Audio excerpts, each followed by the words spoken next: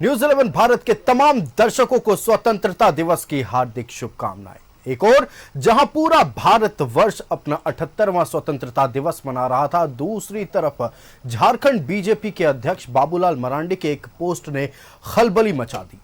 सनसनीखेज दावा बाबूलाल मरांडी ने किया है और खुफिया रिपोर्ट का हवाला देते हुए उन्होंने कहा है कि अब बांग्लास्तान बनाने की साजिश रची जा रही है। बांग्लादेश में तख्ता पलट के बाद अब कट्टरपंथी संगठन नई साजिश में जुट गए हैं। झारखंड के संथाल और बिहार के किशनगंज समेत भारत के उत्तर पूर्वी के कई हिस्सों और नेपाल और म्यांमार के हिस्सों को मिलाकर बांग्लास्तान बनाने की साजिश रची जा रही है। बाबूलाल मरांडी के इस बयान पर झारखंड में सियासत गर्म है। देखिए रिपोर्ट। बांग्लास्तान बनाने की चल रही साजिश, बाबूलाल मरांडी का सनसनीखेज दावा, खुफिया रिपोर्ट का दिया हवाला। बांग्लादेश में तख्ता पलट के बाद बांग्लास्तान बनाने की बड़ी साजिश चल रही है। बीजेपी के प्रदेश अध्यक्ष बाबूलाल मरांडी ने यह सनसनीखेज दावा किया है। इसे लेकर बाबूलाल मरांडी ने खुफिया रिपोर्ट का हवाला दिया है। बांग्लास्तान नामक देश बनाने की चल रही साजिश, झारखंड के संथाल, बिहार के किशनगंज जिला, पश्चिम बंगाल, उत्तर पूर्वी के अधिकांश राज्य, नेपाल और म्यांमार के हिस्से को मिलाकर अलग देश, कट्टरपंथी गजबातुल हिंद इस्लामिक की साजिश। जहां जहां देश में खास करके सनातनी हिंदू अल्पमत में आए, वो हिस्सा भारतवर्ष से कट गया और कटा ही नहीं बल्कि हमारा वो शत्रु बन बैठा है। आप उन सारे देशों पर आप नजर दौड़ाएंगे तो आज उसका एक प्रयास चल रहा है, खास करके जो बांग्लादेश से सटा हुआ, चाहे कुछ बिहार का हिस्सा हो, बंगाल का हिस्सा हो, झारखंड का हिस्सा हो, बांग्लादेश का हिस्सा हो, ऐसा मिला जुला करके एक राष्ट्र बने, इसकी भी यह प्रयास चल रही है और हमें उसको विफल करना है। देखिए, देश के आज़ादी के पहले कुछ ऐसे सिरफरे लोग जिन्होंने देश का विभाजन करने का काम किया था, देश को कई टुकड़ों में करने का प्रयास किया, लेकिन भारत के सपूत भारत को एकात्मता और अखंडता के रूप में भारत को देखना चाहते हैं। अखंड भारत, एकात्म भारत, ये संकल्प है कि हम पूरे भारत को अखंड के रूप में देखें। ये भी आज के देश की जनता की मांग है। बांग्लास्तान बनाने की साजिश को लेकर बंगाल के एक अखबार ने रिपोर्ट प्रकाशित की है। रिपोर्ट में कहा गया है कि इसे लेकर इस्लामिक संगठनों ने बांग्लास्तान का नक्शा भी जारी किया है, जिसके बाद बाबूलाल मरांडी ने एक्स पर पोस्ट कर यह दावा किया है। बाबूलाल मरांडी ने कहा है कि कांग्रेस और जेएमएम भी कट्टरपंथियों के मकसद को पूरा करने में लगे हैं। उन्होंने आदिवासी समाज और झारखंड की जनता को चौकन्ना रहने की अपील की है, लेकिन कांग्रेस ने बाबूलाल के बयान पर पलटवार किया है। प्रदेश मीडिया प्रभारी ने कहा है कि अंतर्राष्ट्रीय सीमा की सुरक्षा केंद्रीय गृह मंत्रालय का है। ऐसे में बाबूलाल मरांडी को केंद्रीय गृह मंत्री से इस्तीफा मांगना चाहिए। बाबूलाल जी को याद होना चाहिए कि अगर घुसपैठ बढ़ रहे हैं राज्य में तो स्वाभाविक तौर पे इसके लिए बाबूलाल जी को ट्वीट नहीं करनी चाहिए, बल्कि सीधा सीधी देश के गृह मंत्री अमित शाह जी से त्यागपत्र मांगना चाहिए, क्योंकि अंतर्राष्ट्रीय बॉर्डर उन्हीं के अधीन होता है। तख्ता पलट के बाद भी बांग्लादेश के हालात नहीं सुधर रहे हैं। दूसरी ओर संथाल में बांग्लादेशी घुसपैठियों की संख्या बढ़ रही है।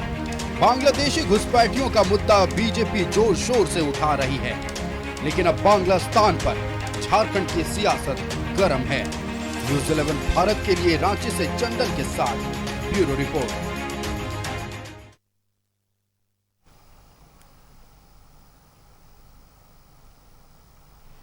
कभी मुगलिस्तान, कभी मुस्लिमाबाद और अब बांग्लास्तान। जी हां, जो छात्र आंदोलन बांग्लादेश में चल रहा था उसे अब कट्टरपंथियों ने हाईजैक कर लिया है और प्लान है बांग्लास्तान बनाने का। उसमें पश्चिम बंगाल का पूरा हिस्सा, बिहार के कुछ हिस्से, झारखंड के संथाल का हिस्सा, नेपाल और म्यांमार दोनों शामिल है। अब इस मुद्दे को लेकर झारखंड में सियासत गर्म हो गई है, जहां एक तरफ बीजेपी के प्रदेश अध्यक्ष बाबूलाल मरांडी का कहना है कि अब खतरे की घंटी बजने वाली है। आदिवासियों को और झारखंडियों को खास करके चौकन्ना रहने की जरूरत है। दूसरी तरफ कांग्रेस का कहना है कि अगर ऐसी खबर है तो बाबूलाल मरांडी सबसे पहले गृह मंत्रालय जाएं और गृह मंत्री से इस्तीफा मांगे। सियासत गर्म है, हम इस पर चर्चा करेंगे। हमारे साथ हमारा पैनल जुड़ गया है, हम अपने पैनल से आपका परिचय करा दें। कांग्रेस से हमारे साथ संजय सिंह जी जुड़ चुके हैं। संजय जी, आपका बहुत स्वागत है न्यूज 11 भारत में। डॉक्टर हेमलाल मेहता हमारे साथ जेएमएम से जुड़ चुके हैं। हेमलाल जी, आपका बहुत स्वागत है न्यूज 11 भारत में। विजय साहू जी हमारे साथ आजसू से जुड़ चुके हैं। विजय जी, आपका बहुत स्वागत है न्यूज 11 भारत में। और प्रदीप सिन्हा जी हमारे साथ बीजेपी से जुड़ चुके हैं। प्रदीप जी, आपका बहुत स्वागत है न्यूज 11 भारत में। सबसे पहले हम जाएंगे बीजेपी के पास और सवाल आज बीजेपी के प्रदेश अध्यक्ष बाबूलाल मरांडी ने उठाया। हालांकि कुछ घंटे पहले ही उन्होंने सोशल मीडिया प्लेटफॉर्म एक्स पर पूरी जानकारी पोस्ट कर दी थी और हवाला दिया गया है खुफिया रिपोर्ट का। और आपको बता दें कि पश्चिम बंगाल में एक बांग्ला अखबार ने इस पूरे मसले को अपने रिपोर्ट में छापा है, एक नक्शे को भी दर्शाया जो हमने आपको रिपोर्ट में दिखाया। हम प्रदीप सिन्हा जी से सवाल करना चाहेंगे। लगातार बात हो रही थी संथाल को लेकर, घुसपैठ को लेकर, लेकिन अब सिर्फ एंट्री की बात नहीं हो रही है, अब बात हो रही है पूरी तरह से हथियाने की। बांग्लास्तान एक नया नाम सामने आया है, क्या कहेंगे इस पर? देखिए, खुफिया एजेंसी की रिपोर्ट है और निश्चित रूप से चिंता का विषय होना चाहिए, राजनीति का विषय ये नहीं होना चाहिए। और मैं समझता हूं कि जब कभी भी इस तरह के खतरे की आहट होती है, सबों को सजग होने की आवश्यकता है और एक दूसरे पर दोषारोपण करने की बजाय अगर हम एकजुट होकर इस मुकाबले को बिल्कुल हेड ऑन लें, मैं समझता हूं कि कोई भी शक्ति हो फिर वो अपने मकसद में कामयाब नहीं हो सकती। इसलिए हमें एकजुट होना होगा, एक समाज के तौर पर, एक राष्ट्र के तौर पर। और ऐसी शक्तियों का जो एक पूरा विचार रखती हैं अपने मन में, उनको डिफीटिंग रिप्लाई देने के लिए हम सबों को अपनी ओर से पूरी तैयारी करें, मतलब न सिर्फ सामाजिक स्तर पर बल्कि मिलिट्री लेवल पर। तो मैं समझता हूं कि केंद्र सरकार को जो करना होगा, जो इंस्टीट्यूट होगा, वो अपने स्तर से करेगी, लेकिन सामाजिक स्तर पर हम इतने सचेतन जरूर हो जाए कि ऐसे किसी भी खतरे को भांप कर किसी आहट को हम समझ सके कि ये खतरा किस हद तक हमारे दरवाजे पर पहुंच चुका है। क्योंकि हम डेमोग्राफिक चेंज की बात काफी पहले से कर रहे हैं संथाल परगना के क्षेत्र में। बाकी जो विषय होगा, मैं समझता हूँ आगे के डिबेट में बिल्कुल जो विषय होगा इस पर तो हम चर्चा करेंगे विस्तार से। हमारे साथ है कांग्रेस से संजय सिंह जी जुड़े हुए हैं, हम संजय सिंह का रुख करेंगे। संजय जी, देखिए, लगातार जब से शेख हसीना का तख्ता पलट हुआ है तब से लेकर अब तक ये बयान दिया जा रहा है और ये कयास भी लग रहे हैं कि जो छात्र आंदोलन था, अब छात्र आंदोलन नजर ही नहीं आ रहा है। बांग्लादेश की अगर बात कर लें तो कट्टरपंथियों ने अब उसे हाईजैक कर लिया। उसका असर अब कहा जा रहा है कि भारत में भी देखने को मिलेगा। पूर्वोत्तर भारत, नेपाल हो, बिहार हो, झारखंड हो और पश्चिम बंगाल हो, इसको लेकर उनकी एक अलग प्लानिंग चल रही है और एक बहुत ही काली और खौफनाक प्लानिंग चल रही है। संथाल, जिसे झारखंड का ताज कहा जाता है, जिस पर झारखंड को गर्व है, उसे हथियाने की बात कही जा रही है। लेकिन आप लोग कहते हैं बीजेपी को कि जाकर गृह मंत्रालय से बात करें, गृह मंत्री का इस्तीफा मांगे। क्या यह चिंताजनक विषय नहीं है आप लोगों के लिए? सबसे पहले तो आपके चैनल के माध्यम से आपके दर्शकों को स्वतंत्रता दिवस की ढेर सारी शुभकामनाएं देते हैं। भारत एक बहुत मजबूत राष्ट्र है जिसकी सेना दुनिया की चौथी बड़ी सेना है। ये दोहराना बहुत जरूरी है कि भारत की सेना दुनिया की चौथी बड़ी सेना है और भारत की सैन्य शक्ति के सामने कोई भी विदेशी ताकत भारत बांग्लादेश सीमा पर कदम भी नहीं रख सकती है जी। तो ये जो पूरी चर्चा है, ये जो विमर्श है, इसमें खतरनाक बात दो है। एक तो ये कि भारत की प्रभुता, अखंडता के विखंडन की संभावनाओं की बात की जा रही है इस विमर्श में, जो बिल्कुल चिंता की बात है। ऐसा कोई भी राजनीति वोट के लिए हो तो और भी चिंता की बात हो जाती है, क्योंकि आप जानते हैं इस बात को कि साजिश तो पाकिस्तान भी कर रहा है जी। पाक ऑक्युपाइड कश्मीर के माध्यम से हमारे जम्मू एंड कश्मीर में, विशेषकर जम्मू में मिलिटेंसी बढ़ा है और मिलिटेंट्स के साथ जो मुठभेड़ हुए हैं उसकी संख्या भी बढ़ी है। ये भी आप देख रहे हैं कि किस तरह चीन, अक्सर चीन लद्दाख से लेकर अरुणाचल प्रदेश तक पैर पसार रहा है और हमारी सरहदों को पार करके बहुत भूमि का अतिक्रमण भी किया है। तो ये बात सच है कि हमारे जितने पड़ोसी राज्य हैं, क्षमा करें, हमारे जितने दक्षिण भारत जी के श्रीलंका से लेकर हमारे जितने पड़ोसी राष्ट्र हैं, जी उसमें पाकिस्तान, चाइना और बांग्लादेश को लेकर चले, नेपाल तो खैर शुरू से बहुत स्थिर रिश्ता रहा है, बहुत मैत्रीपूर्ण रिश्ता रहा है, लेकिन बांग्लादेश में जो अस्थिरता आई है तख्ता पलट के बाद, तो उस पर भारत सरकार का बहुत पैनी नज़र है और विदेश मंत्रालय लगातार वहाँ संवाद बना के रखा है। और वहाँ के जो अंतरिम सरकार है, यूनुस सलीम के नेतृत्व में जो प्रधानमंत्री बने हैं, जो नोबेल लॉरेट हैं, उन्होंने साफ शब्दों में कहा कि मैं अपील करता हूँ बांग्लादेशियों से कि हिंदू और विशेषकर सभी माइनॉरिटी की जान माल की सुरक्षा का आप ध्यान रखें और अगर हिंदुओं पर हिंसा होगी तो मैं इस्तीफा दे दूंगा। वो ढाकेश्वरी मंदिर भी गए थे ये संकेत देने के लिए, ये संदेश देने के लिए कि मैं किस तरह से खड़ा हूँ सेकुलर बांग्लादेश की रक्षा करने के लिए। हाँ, ये सच है कि बांग्लादेश जब आज़ाद हुआ था 71 में, तो वो धर्मनिरपेक्ष राष्ट्र की तरह एक अपना बनावट तय किया, लेकिन वहाँ पर ये बात सही है कि इस्लामिक रेडिकल फोर्सेस हैं, जमात इस्लाम के अलावा और भी रेडिकल फोर्सेस हैं जो छात्र आंदोलन के बाद कोशिश कर रहे हैं वहां पर अपने लिए एक राजनीतिक जमीन तैयार करने का। जी भारत को सचेत रहना है, सावधान रहना है, परंतु इस तरह की बातें नहीं करनी है, ये जानते हुए कि अंतर्राष्ट्रीय स्तर पर भारत की जो राजनीतिक और सामरिक क्षमता है उसको दुनिया मानती है और ये बहुत बड़ा एक मजाक हो जाएगा अगर कोई कहे नेता झारखंड का, जो यहाँ के एक प्रमुख राजनीतिक दल राष्ट्रीय पार्टी के प्रदेश अध्यक्ष हैं, कि भारत का एक हिस्सा जो संथाल परगना और बिहार का है वो तथाकथित एक राष्ट्र का हिस्सा बन जाएगा। ये तो निश्चित तौर पे उनके द्वारा जो बयान दिया गया है, ये अगर हमारे प्रधानमंत्री जी को आज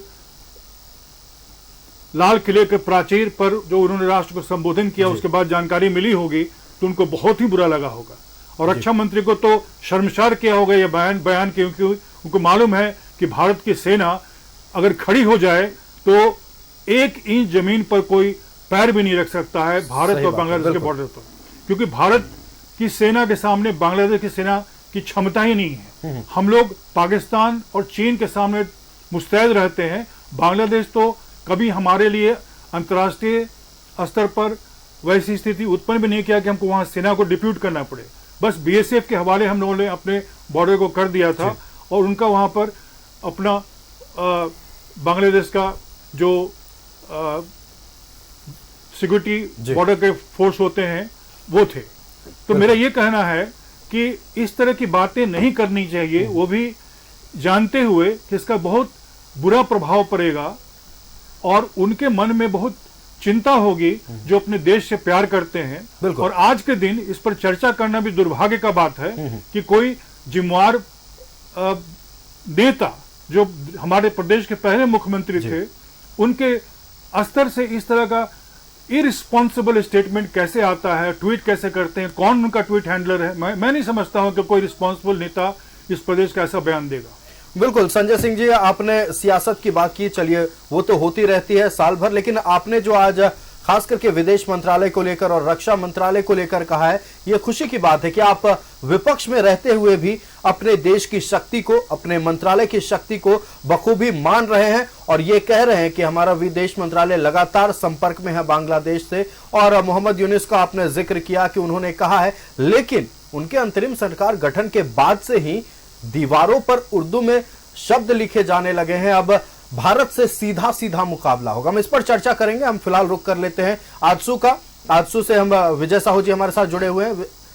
स्टूडेंट यूनियन, देखिए आप लोगों ने भी छात्र आंदोलन में बखूबी अपनी हिस्सेदारी निभाई है, छात्र आंदोलन का हिस्सा रहे विजय साहू जी आप, और आप जानते हैं कि अगर आप छात्र आंदोलन कर रहे हैं तो छात्रों की मांग को लेकर, उनके हक को लेकर ये लड़ाइयां होती है, लेकिन अगर एक छात्र आंदोलन पूरी तरह से हाईजैक हो जाए, जिसका जिक्र हमने रिपोर्ट में भी किया और हम आपसे बात भी कर रहे हैं, अब तो पूरी दुनिया मान रही है कि छात्र आंदोलन को हाईजैक कर लिया गया है। अब कट्टरपंथी कह सकते हैं कि अपना एजेंडा चला रहे हैं। ये बांग्लास्तान का अब जिक्र आया है, कट्टरपंथियों का एजेंडा, और अब ये बांग्लास्तान का नाम।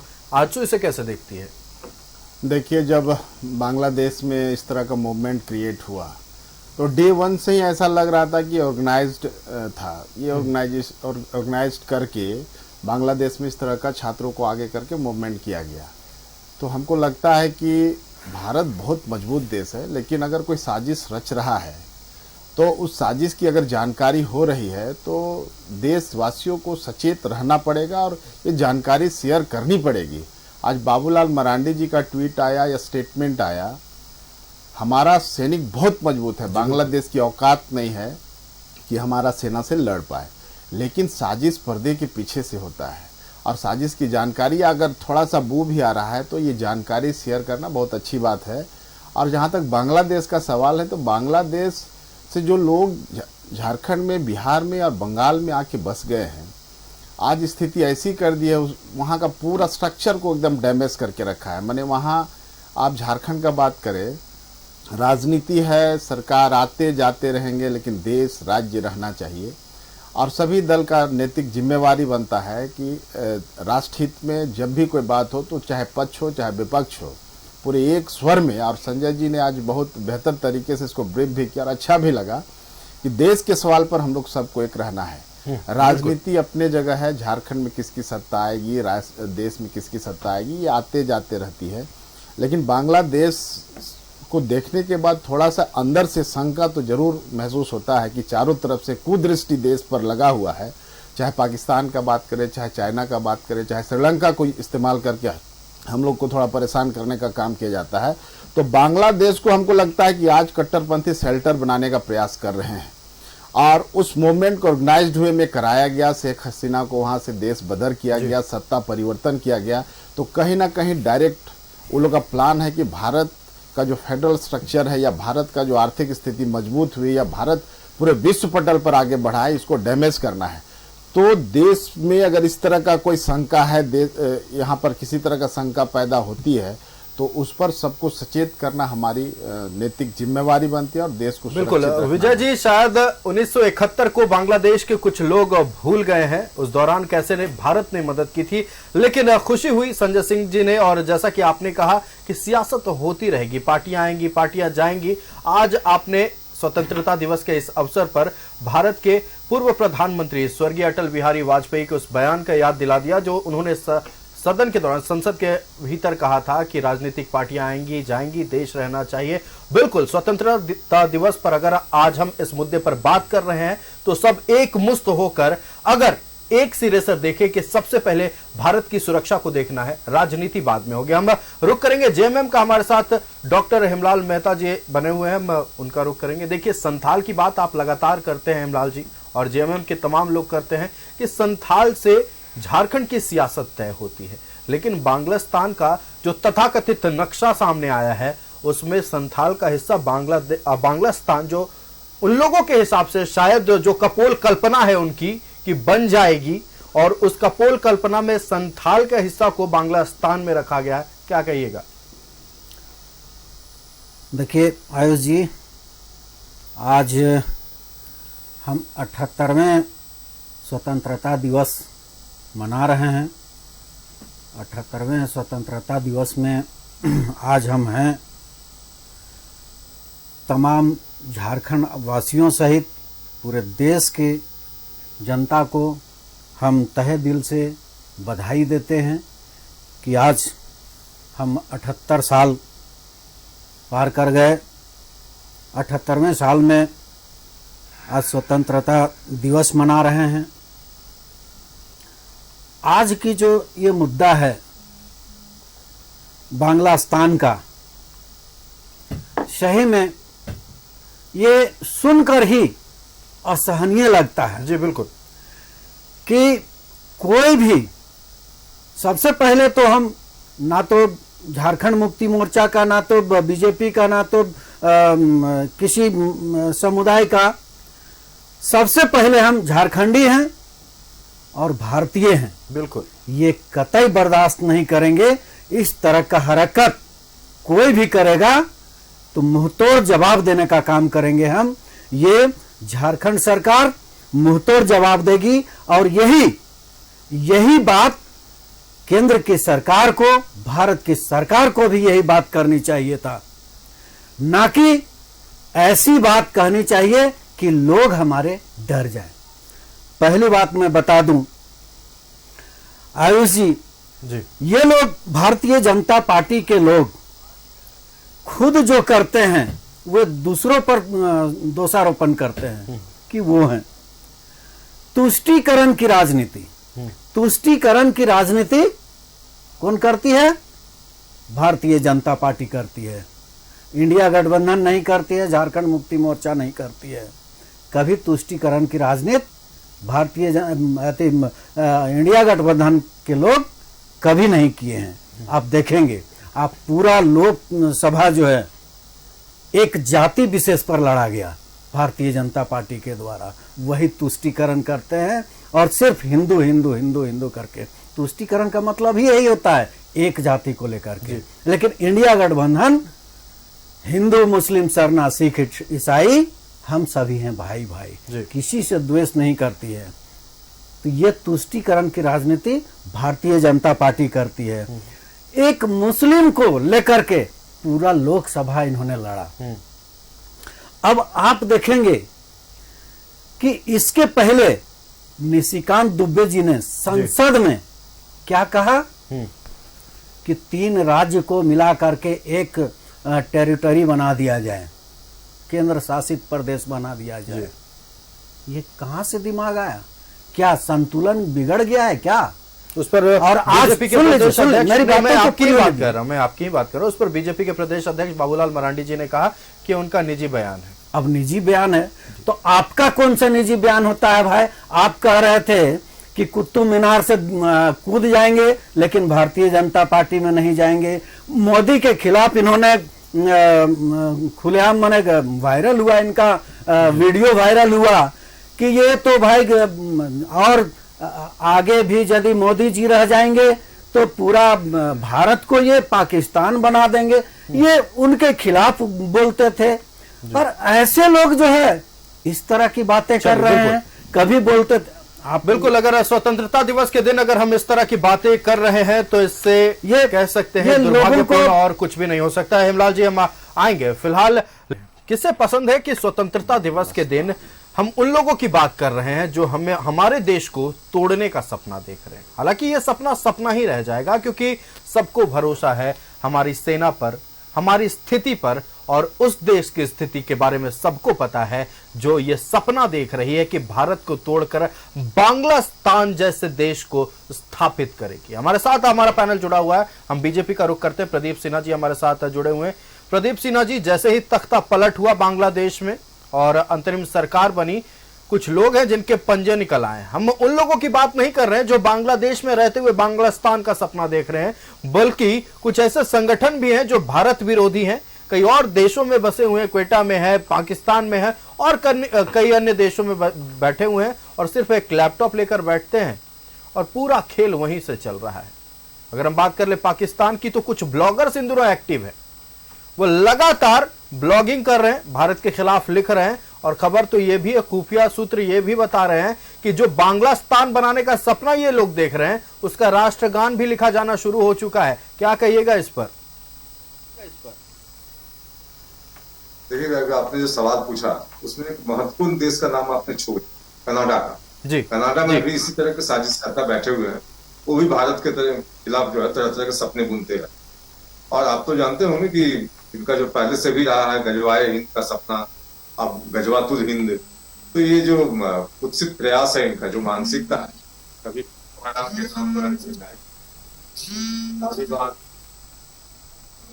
समय समय पर सामने आता रहता है। लेकिन मैं समझता हूँ कि भारत का समाज इतना मजबूत है और तमाम विरोधाभास जाता है, हम एकजुट होकर खड़े हो जाते हैं और ऐसी शक्तियों का मुकाबला करना भी हम जानते हैं। जी बिल्कुल। मैं तो इतना कहना चाहूंगा कि अभी 1947 का भारत नहीं रहा, जब लोहा खाली हुआ था और हम कुछ नहीं कर पाए थे।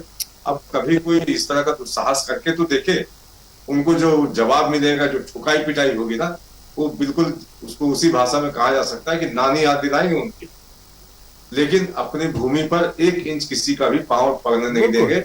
ये हमारा न सिर्फ प्रतिबद्धता है अपने देश के प्रति, बल्कि अपने नागरिकों की ओर से जो सुरक्षा का भाव होना चाहिए कि हमारे देश में कोई घुसपैठिया आ जाए और ये सपने बुने कि हम अमुक अमुक इलाकों को लेकर अपना एक अलग प्रांत बना लेंगे, तो उनके सपने उनको मुबारक। लेकिन भारतीय समाज जो है इतना जरूर समझता है कि आक्रांताओं से मुकाबला कैसे करना है और उनको किस तरह का जवाब देना। बिल्कुल, आक्रांताओं से कैसे मुकाबला करना है और कैसे उन्हें जवाब देना है, हमने पहले भी दिया है। शायद वो 1971 भूल रहे हैं, इसीलिए ये सपने देख रहे हैं। एक बार फिर कुछ ऐसा ही होगा और फिर इन्हें अगले 5-7 दशकों के लिए ये चीजें याद रहेंगी कि किस देश के खिलाफ उंगली उठाने की ये साजिश कर रहे हैं। हमारे साथ संजय सिंह जी जुड़े हुए कांग्रेस से। देखिए, लगातार इस तरह की बातें सामने आ रही हैं बांग्लादेशी घुसपैठ को लेकर और संथाल में जिस तरह से डेमोग्राफी बदली, इसको लेकर भी तो जाहिर सी बात है कि प्लानिंग दशकों से चल रही होगी। ये कुछ हाल फिलहाल की बात तो है नहीं। 10 साल पहले केंद्र में आपकी सरकार थी। चलिए, हम ये आरोप नहीं लगा रहे कि आप लोगों ने उस वक्त ध्यान नहीं दिया। क्या अब वक्त नहीं आ गया है कि आरोप प्रत्यारोप छोड़कर राज्य सरकार, केंद्र सरकार एक साथ मिले और बांग्लादेश में जो घुसपैठ हुआ है और हुआ है, डेमोग्राफी बदली है, बाकायदा इसका रिपोर्ट सामने आया है, और तो इस पर कुछ बात किया जाए। जो लोग घुसने की कोशिश कर रहे हैं उस पर बात किया जाए। ये आरोप प्रत्यारोप क्यों चल रहा है अभी भी, जब देश की सुरक्षा की बात है? इसमें 3 प्रमुख बातें हैं जी। बांग्लादेश और भारत के बीच में शेख हसीना के कार्यकाल के दौरान बहुत ही अच्छे रिश्ते रहे। इतने अच्छे रहे रिश्ते कि बांग्लादेश और भारत के बीच में जितना सीमावर्ती क्षेत्र पर विवाद था, टेरिटरी को लेकर, सबका समाधान हो गया। और आपको याद होगा, पूर्वोत्तर भारत में अल्फा जी जैसे संगठन, NACN, मोइबा आइजैक जैसे संगठन, खाफला फैक्शन जो था NACN का, ये सब जो एक्टिव थे और यूज़ कर रहे थे चिटगांव हिल्स को बांग्लादेश का, तो बांग्लादेश की तरफ से बहुत सहयोग मिला और भारत की सेना ने मिलकर उनको फ्लश आउट किया। इसके बाद आप देखे होंगे नॉर्थ ईस्टर्न रीजन में काफ़ी स्टेबिलिटी आया, इंसर्जेंसी बहुत कम जी, हुआ। बिल्कुल। इसके अलावा हमारे उनके साथ जो व्यापारिक संबंध है उसमें बहुत बढ़ोतरी आई। अडानी पावर जो गोड्डा में लगा, चलिए उसमें एक विवाद है। विवाद ये है पहला कि उसके लिए जो झारखंड सरकार की ऊर्जा नीति थी उसको संशोधित किया गया। रघुवर दास जी की सरकार थी। संशोधन इस हद तक था कि हमारे ऊर्जा नीति में प्रावधानित है कि जब कभी भी कोई भी यहाँ पर ताप बिजली घर लगेगा तो जो भी ऊर्जा का उत्पादन होगा उसका एक हिस्सा, एक अंश हमारे ग्रिड में उपलब्ध कराया जाएगा घरेलू खपत के लिए। लेकिन इस पावर प्लांट को स्पेशल इकोनॉमिक जोन डिक्लेयर करते हुए ये कंप्लीट छूट दे दी गई कि पूरा का पूरा बिजली को ये निर्यात कर सकती है बांग्लादेश को। तो अभी आप समझ सकते हैं कि अडानी पावर के अलावे और भी जो निवेश हुए हैं, ये सारे निवेश अभी हमारे डगमगा रहे हैं जी।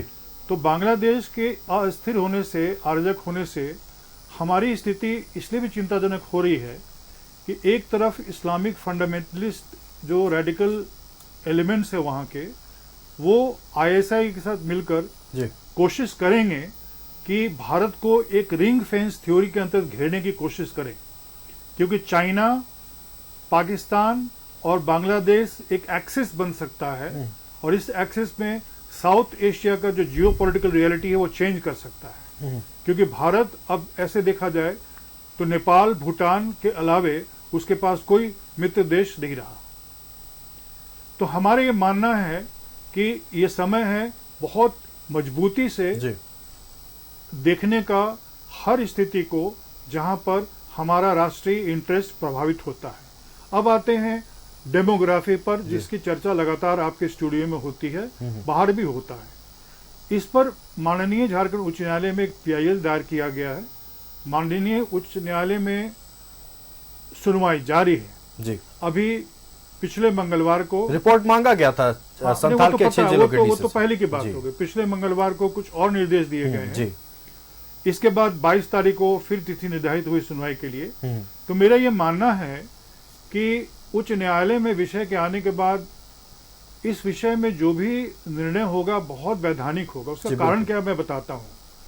आप बैठे हैं वहां पर, मैं बैठा हूँ यहाँ पर, मेरे पैनल के दोनों मित्र मेरे बगल में बैठे हैं। हम लोग अपने को देश के नागरिक अगर मानते हैं जी, तो इसको परिभाषित कौन करेगा? पता है कौन करेगा? हम्म, सिटीजनशिप एक्ट, जो जी, भारत बिल्कुल। सरकार का एक्ट है। तो आपको अगर प्रमाणित करना पड़े कि आप भारत के नागरिक हैं, जी। तो आप कैसे प्रमाणित कीजिएगा बताइए? हम्म, अगर इस प्रश्न को पूछा जाए हम्म, एक काल्पनिक प्रश्न के रूप में स्टूडियो के विमर्श के लिए, जी, तो आपको फाइनली जाना पड़ेगा कुछ प्राइमरी डॉक्यूमेंट्स पर। जी, वो आप सब जानते हैं, इसलिए उसका उल्लेख हम नहीं जी, करेंगे। तो हमारे यहाँ दिक्कत ये हो गया है कि मतदाता सूची में जो प्रविष्टियां हुई हैं वो पीपुल्स रिप्रेजेंटेशन एक्ट सेक्शन 21 के अंतर्गत उन सक्षम पदाधिकारियों के द्वारा की गई, जिनको प्राधिकृत किया गया है अधिनियम के अंतर्गत कि वो मतदाता सूची का पुनर्गठन करे और पुनरीक्षण करे। उसमें कहीं भी ये उल्लेखित नहीं है कि किसी मतदाता को भूधारी होना चाहिए उस क्षेत्र का। जी, उसमें सिर्फ 2 ही शर्त है। पहला 3 शर्त है बल्कि, कि वो राष्ट्र का नागरिक हो, जी, दूसरा 18 वर्ष या उससे अधिक का आयु उसका हो, और तीसरा 6 महीने या उससे अधिक की अवधि तक वो उस क्षेत्र में यानी कि विधानसभा या लोकसभा में निवास कर रहा हो। अब आइए मतदाता सूची के बाहर जाते हैं सेंसस पे। तो सेंसस 2011 के बाद हुआ नहीं। हुआ नहीं। तो सेंसस के न होने की परिस्थिति में आप कोई भी आंकड़ा देते हैं तो वो आंकड़ा बेसिकली प्रमाणिक नहीं है। और जो ये पूरा का पूरा प्रयास किया जा रहा है संथाल परगना को लेकर एक नैरेटिव बनाने का कि वहां का डेमोग्राफी चेंज हो रहा है। देखिए, लोकसभा चुनाव के दौरान जो मतदाता सूची आई थी 130% तक की वृद्धि देखी गई थी। सवाल तो वहां से भी और पुख्ता हो गया। हाँ, तो बिल्कुल मैं इसमें थोड़ा हस्तक्षेप करूंगा जी। तो आपको याद होगा श्री बाबूलाल मरांडी जी के नेतृत्व में एक शिष्टमंडल गया था भारत निर्वाचन आयोग में अपना ज्ञापन देने के लिए इसी विषय पर। भारत निर्वाचन आयोग के द्वारा जो मतदाता सूची का पुनरीक्षण झारखंड में कराया जा रहा है, 27 अगस्त को उसका प्रकाशन होगा। अभी तक पुनरीक्षण में कोई ऐसा आधिकारिक विज्ञप्ति नहीं आया ECI का या यहाँ जो चीफ इलेक्टोरल ऑफिसर हैं कि हम लोगों ने अप्रत्याशित वृद्धि पाया है किसी भी मतदाता सूची में। तो प्रश्न ये उठता है कि आप आरोप लगाइए, आप आरोप लगाने के लिए आपका कहना है कि अगर अभी तक कोई इस तरह से प्रामाणिक तथ्य सामने नहीं आया, दस्तावेज सामने नहीं आया, तो उसको हम नहीं मानते। चलिए बिल्कुल संजय जी आएंगे आपके पास। हम एक बार इस बात को भारत के आऊंगा संजय जी आपके पास आऊंगा। आखिरी बार प्रदीप सिन्हा जी के पास जाएंगे। देखिए, अब बांग्लादेश को लेकर चूंकि बात उठने लगा है, प्रदीप सिन्हा जी, बीजेपी का क्या रुख होने वाला? क्योंकि अब देश की सुरक्षा की बात है, सियासत से परे, सियासत से इतर अब देश को बचाना है। क्योंकि कुछ लोग हैं जो हसीन ख्वाब पाल रहे हैं, जो सपना देख रहे हैं, कपोल कल्पना है जिनकी कि भारत को तोड़ेंगे। हालांकि ये होगा नहीं, लेकिन फिर भी बीजेपी का क्या रुख होने वाला है? देखिए, बीजेपी का रुख बिल्कुल स्पष्ट है। और अभी संजय जी जैसा बोल रहे थे कि कोई आधिकारिक अभी तक प्रमाण नहीं है, मैं समझता हूं कि जिन लोगों ने सीरियस से खारिज किया है कि कोई घुसपैठ संथाल परगना के क्षेत्र में हुआ नहीं है, आप उनसे ये कल्पना नहीं कर सकते कि वो हमारी बातों को स्वीकार करेंगे। लेकिन हाईकोर्ट का जो जिस तरह का रुख रहा पिछले दिनों, जब एफिडेविट दी गई तो हाईकोर्ट ने सीधे न सिर्फ खारिज किया बल्कि नाराजगी भी जाहिर की कि अपर्याप्त है, बिल्कुल आप जाइए वापस और फिर से सारी चीजों को आप देखिए और समझिए, उसके बाद रिपोर्ट लेके आइए। तो भारतीय जनता पार्टी यह मानती है कि जो घुसपैठ हो रहा है उसमें आंखें मूंद के हम नहीं बैठ सकते। और अगर किसी को कोई गिला शिकवा हो सकता है भारतीय जनता पार्टी की कार्यशैली से या फिर हम जो बोल रहे हैं उससे, कुछ लोग सवाल उठाते हैं कि अमित शाह जी गृह मंत्री के तौर पर विफल है, उनके गृह मंत्री रहते हुए बॉर्डर से कैसे लोग आ जा रहे हैं। मैं एक प्रश्न उनसे पूछना चाहता हूँ कि 43,000 स्क्वायर किलोमीटर जमीन जो चीन को दे दी गई, उस वक्त इस देश के प्रधानमंत्री और गृह मंत्री कौन हुआ करते थे? आज जो लोग इस्तीफा मांग रहे हैं गृह मंत्री अमित शाह का, पहले कभी पूछकर बता दें कांग्रेस पार्टी से कि किसी गृह मंत्री ने इस्तीफा दिया था क्या था? जब 43,000 स्क्वायर किलोमीटर लैंड चाइना को आपने गिफ्ट कर दिया। तो मैं राजनीति नहीं करना चाहता हूँ, लेकिन मेरा एक भारतीय जनता पार्टी का कार्यकर्ता होने के नाते रुख स्पष्ट है कि ऐसे किसी भी कुत्सित प्रयास का, किसी भी कुत्सित मानसिकता को हम पैरों तले न सिर्फ रह देंगे, बल्कि वैसे किसी भी सोच को जो भारत के अलग अलग भूभागों को लेकर एक अपना अलग देश बनाने की कल्पना करता हो, कपोल कल्पना ही है ये, और वो कभी धरातल पर उतरने नहीं जा रहा है, लेकिन एक डिस्टर्बेंस पैदा करने की जो कोशिश करते हैं, अनजस्ट जो होता है समाज के अंदर, उसे डेवलपमेंट रुकता है। भारतीय जनता पार्टी ये मानती है कि हमारा डेवलपमेंट भी न रुके, हमारे लोग बाग अपने काम पर, दैनंदिन के काम पर लगे रहे, उनका जो दिनचर्या है वो बाधित ना हो ऐसे तत्वों के चलते। तो वैसे तत्वों को रोकना न सिर्फ भारत सरकार की जिम्मेदारी है, बल्कि अगर कोई इंटेलिजेंस इनपुट होगा तो राज्य सरकार के साथ भी हम शेयर करेंगे, और राज्य सरकार से भी अपेक्षा होगी कि सहयोग करके वैसे लोगों को वहीं पर नेस्तनाबूद किया जाए। बिल्कुल, ये वक्त आ गया है कि अब राज्य सरकार, केंद्र सरकार एक साथ मिलकर काम करे और इस तरह के सपने देखने वाले लोगों पर लगाम कसा जाए और ऐसा जवाब दिया जाए, एक ऐसा नजीर पेश किया जाए ताकि आने वाले वक्त में ये लोग भारत की ओर आंख उठाकर ना देख सके। प्रदीप सिन्हा जी, आपका हमारे साथ जुड़ने के लिए और न्यूज़ 11 भारत के दर्शकों तक का तमाम बातें पहुंचाने के लिए बहुत बहुत धन्यवाद। ये थे प्रदीप सिन्हा जी हमारे साथ हमारा पैनल भी जुड़ा हुआ है। लेकिन अब बात कर रहे हैं हम जब बांग्लास्तान को लेकर, चूंकि अब देखिए बांग्लास्तान को लेकर इसलिए जिक्र हो रहा है झारखंड में क्योंकि संथाल की बात है और संथाल में डेमोग्राफी बदलने की बात हम लगातार करते रहे हैं और सियासी दल के नेता भी करते रहे हैं। पूरे देश में देशभक्ति देखने को मिली, ये आजादी का महात्योहार देश के कोने कोने में मनाया गया, लेकिन किसी के सीने पर सांप लौट रही थी। ये वही लोग हैं जो देश को तोड़ने का सपना देखते हैं। हो सकता है ये देश के भीतर हो, देश के बाहर हो, लेकिन अगर देश के भीतर वो लोग ना होते तो शायद ये बांग्लादेश का जो सपना देख रहे हैं दूसरे देश में रहने वाले लोग, उन्हें इतनी हिम्मत नहीं होती। हमारे साथ हमारा पैनल जुड़ा हुआ है, हम रुख करेंगे जेएमएम से हेमलाल मेहता जी का। हेमलाल जी, देखिए लगातार हम संथाल की बात किए, बिहार के किशनगंज इलाके की बात किए, पूर्वोत्तर भारत की बात कर रहे थे।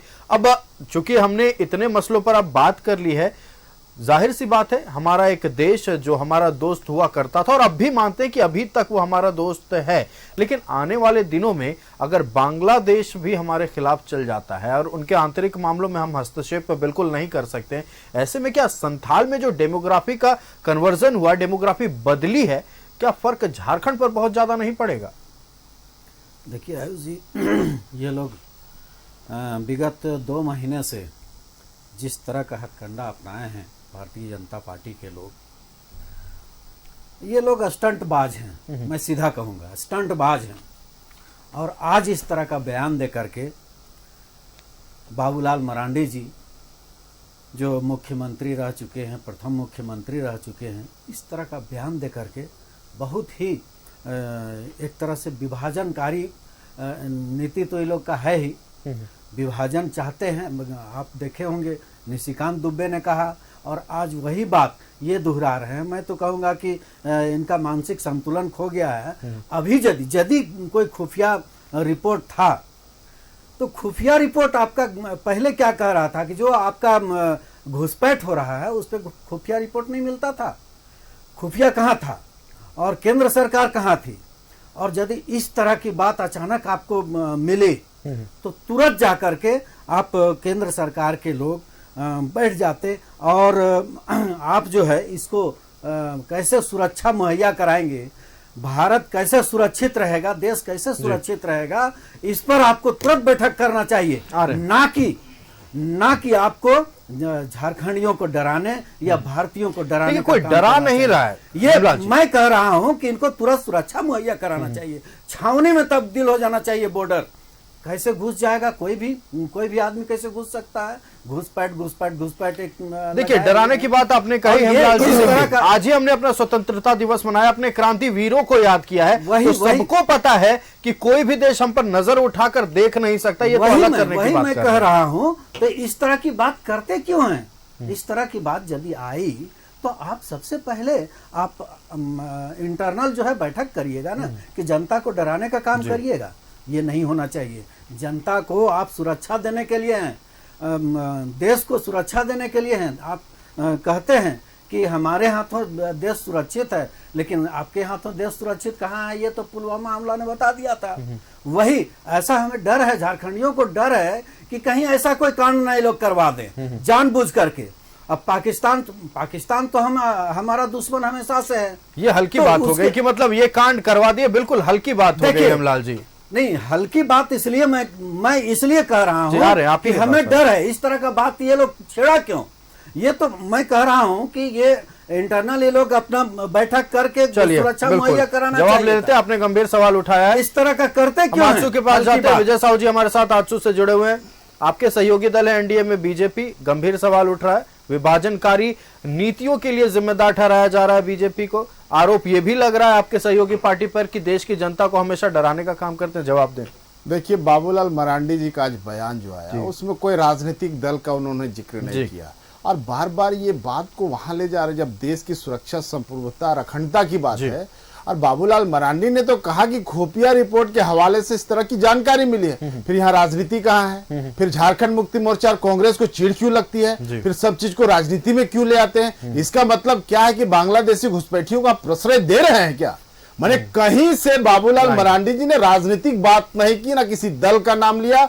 और हमको लगता है कि देश के सुरक्षा के सवाल पर एनडीए पूरा ताकत के साथ, पाकिस्तान और बांग्लादेश का औकात नहीं है। लेकिन अगर कोई साजिश, कोई बम लेके, कोई बारूद लेके और कोई बंदूक लेके थोड़ी आ रहा है बॉर्डर से, ये तो साजिश रचा जा रहा है ना। हो सकता है कुछ ऐसी शक्तियां होंगी जो पर्दा के पीछे काम कर रही हैं। अरे वो फ्रंट से लड़ने आए तब तो मेरा सैनिक मुकाबला करेगा। लेकिन अगर कोई साजिश रच रहा है, ऐसी जानकारी है, यह राजनीतिक कोई बात नहीं थी, ना कोई चुनाव की थी, कहीं से कोई चर्चा नहीं थी। और हेमलाल जी हमारे झारखंड मुक्ति मोर्चा के बहुत वरिष्ठ नेता और प्रवक्ता हैं, और बार बार इस तरह का हल्का बात करना हमको समझ में नहीं आता है कि आपका केंद्र बिंदु में सिर्फ और सिर्फ राजनीति है, राष्ट्र नहीं है क्या? आप बांग्लादेशियों के बारे में आप मानना नहीं चाहते हैं, आप इस चीज को कभी मानते नहीं कि घुसपैठिए बांग्लादेशी लोग झारखंड में आए हैं, बिहार में आए हैं, बंगाल में आए हैं। अरे क्यों नहीं मान रहे? अरे मानिए ना, ये देश आपका भी, मेरा भी, सबका भी है। हमने कहा कि राजनीति अपने जगह पर है, सत्ता अपने जगह पर है, देश सुरक्षित रहना चाहिए। अगर आज बाबूलाल मरांडी जी ने ये आवाज उठाया है, ये बात उठाया है, तो कहीं ना कहीं ये सच्चाई होगा। और जो साजिश रच रहा है उसका पर्दाफाश सबको मिलकर करना होगा। राज्य सरकार का दायित्व है कि अगर बांग्लादेश का बात हो रहा है और झारखंड का कुछ इलाका उस नक्शे में आ रहा है, तो ये गंभीर विषय है। ये केवल राजनीतिक टिप्पणी और बयानबाजी का विषय नहीं है। हम मानते हैं कि विधानसभा चुनाव है, हम मानते हैं कि आप हम पर करेंगे, लेकिन राजनीतिक बात आज बहस नहीं था। हम आज जब चर्चा कर रहे थे देश के स्वतंत्रता दिवस के दिन, जब हम भारत की सुरक्षा पर बात कर रहे हैं, तो दुर्भाग्यपूर्ण है, आपके लिए भी दुर्भाग्यपूर्ण है, हमारे लिए भी, और दुर्भाग्यपूर्ण है उनके लिए भी जो इस पूरे मसले को सियासी नजरिए से देख रहे हैं। देखिए, अब देश की सुरक्षा की बात है, ना यहां हमें झारखंड बचाना है, ना हमें बिहार बचाना, हमें भारत बचाना है। और भारत मतलब पश्चिम बंगाल, बिहार, झारखंड, पूर्वोत्तर भारत सब आता है। हम अखंड, हम कह सकते हैं उस भारत को देखते हैं जहां हम आज हर एक कोने में जश्न मना रहे थे। आज बीजेपी के प्रदेश अध्यक्ष बाबूलाल मरांडी ने जो बयान दिया है, उन्होंने जो कहा है और खुफिया सूत्रों का हवाला दिया है, देखना है अब इस पूरे मसले को लेकर क्या जांच होती है। हमारा पैनल हमारे साथ जुड़ा हुआ था और इस अहम मसले पर तमाम बातें कही गई, हमने तमाम बिंदुओं पर चर्चा की है। हमारे साथ जेएमएम से डॉक्टर हेमलाल मेहता जी जुड़े हुए थे। हेमलाल जी, आपका बहुत धन्यवाद न्यूज़ 11 भारत को समय देने के लिए। हमारे साथ संजय सिंह जी कांग्रेस से जुड़े हुए थे। संजय सिंह जी, आपका बहुत धन्यवाद न्यूज़ 11 भारत को समय देने के लिए। और आजसू से हमारे साथ विजय साहू जी जुड़े हुए थे। विजय जी, आपका बहुत धन्यवाद न्यूज़ 11 भारत को समय देने के लिए। तो आज जो चर्चा हुई है शायद नहीं होनी चाहिए थी। आज पूरा देश जश्न मना रहा था, सबको उम्मीद थी कि देर रात तक जश्न मनाएंगे, चूंकि 78वां हमारा स्वतंत्रता दिवस था। लेकिन इस बीच एक खबर जिसने सबको चौंका कर रख दिया है, और बीजेपी के प्रदेश अध्यक्ष बाबूलाल मरांडी ने जो बयान दिया है, बिल्कुल ही सनसनीखेज दावा है। दावा यह है कि पश्चिम बंगाल, पूरा राज्य, झारखंड के कुछ इलाके, बिहार के कुछ इलाके, पूर्वोत्तर भारत और साथ ही साथ म्यांमार और नेपाल के हिस्से को मिलाकर कुछ लोग हैं जो एक सपना देख रहे हैं कि बांग्लादेश बनाएंगे। हालांकि उन्हें शायद 1971 याद अब नहीं है, 1999 अब याद नहीं है, और जाहिर सी बात है कि ऐसी कोई नापाक हरकत करने की कोशिश करेंगे तो बहुत दिन दूर नहीं है कि 1971 एक बार फिर से याद दिला दिया जाएगा। तो साफ है बांग्लास्तान पर सियासत तेज है।